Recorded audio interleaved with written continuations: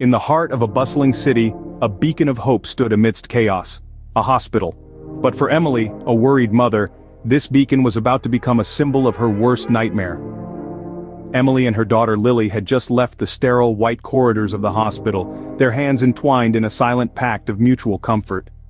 As they arrived home, Emily, noticing Lily's fever had spiked, felt a knot of worry tighten in her gut. In a desperate bid to ease Lily's discomfort, Emily gave her daughter some money and asked her to hurry to the nearby medical shop for medicine. As Lily disappeared down the street, Emily could not shake off an unsettling feeling. Hours turned into an eternity as Emily waited for Lily's return, her heart pounding with every tick of the clock. The night wore on, and still Lily hadn't returned. Something was terribly wrong. Unable to bear the silence any longer, Emily rushed to the police station, her eyes red from tears. Desperation clung to her voice as she relayed the terrifying reality: her daughter, Lily, was missing. The news sent a ripple of panic through the precinct. The task of finding Lily fell into the capable hands of Detective Mark Morrison, a seasoned investigator known for his unwavering dedication. Morrison, with his brows furrowed in concern, listened attentively to Emily's account. Every detail, no matter how small, could be a piece of the puzzle. His first stop was the nearby medical shop, Emily's last known location for Lily. He reviewed the CCTV footage, searching for any sign of the missing girl.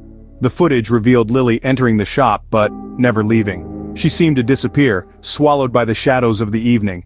The sight sent a chill down Morrison's spine. He replayed the footage, his mind racing with questions and theories. It was as if she had vanished into thin air. Days turned into weeks, and the investigation seemed to lead nowhere. No witnesses, no evidence. It was as though Lily had become a ghost. With every passing moment, Detective Morrison felt the trail growing colder. Yet he refused to let despair take over. His relentless pursuit led him to examine the unsolved mysteries of the city's past. As he sifted through countless case files, a disturbing pattern began to emerge. One by one, he uncovered a series of disappearances strikingly similar to Lily's.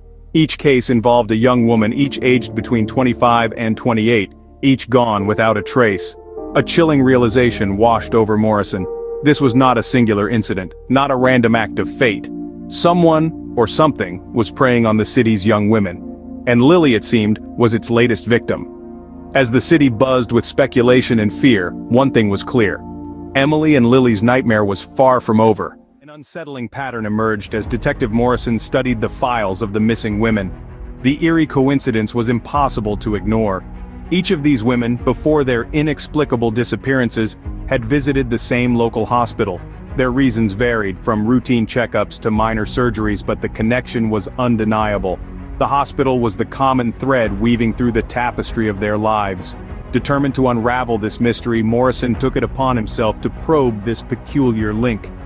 He arranged a meeting with Dr. William Hartley, the compassionate physician who had attended to these women. Morrison laid out his findings before the doctor, who listened with a mix of shock and disbelief. He vehemently denied any involvement, providing an alibi that left Morrison back at square one. As the doors of the hospital closed behind him, the question echoed in Morrison's mind: if not the doctor, then who? Time ticked away mercilessly, the city's unease growing with each passing day. As weeks turned into a month, Detective Morrison felt the walls closing in. Leads that once seemed promising now led to nothing more than dead ends. The common thread, the hospital, was no longer providing any answers. Instead, it seemed to spawn more questions, more loose ends that refused to tie together. The city was a ticking time bomb, its citizens living in fear of the unknown. Whispers turned into loud conversations, conversations into public outcry. The pressure was mounting, and there was no relief in sight. Morrison's frustration was a constant companion, gnawing away at him, making the sleepless nights and endless days even harder to bear. His mind was a maze of faces and facts, a jigsaw puzzle with pieces that refused to fit together. Yet he had to find a way. He had to solve the case. The impenetrable darkness around the case refused to lift, the missing women's fate remaining shrouded in mystery. The relentless rain mirrored the storm brewing inside Detective Morrison's mind. Lost in the labyrinth of his thoughts, he was jolted back to reality by the sharp ring of the doorbell. His heart pounded as he approached the door. There, bathed in the cold glow of the porch light, sat a nondescript box. A sense of dread filled him as he carefully opened it. Inside was a sight so gruesome, so chilling, it made his blood run cold. The severed head of one of the missing victims stared back at him, a grim testament to the psychopath's heinous acts. Anger and horror intertwined, a primal scream tore from his throat, echoing into the rain-soaked night. As he gazed upon the horrifying contents of the box, a chilling realization dawned on him. The killer wasn't just playing games anymore. He was being watched, taunted. The horrifying message from the psychopathic killer was clear. This was no longer just a cat-and-mouse game. As the echo of his primal scream faded into the rain-soaked night, a grim determination took hold of Detective Morrison.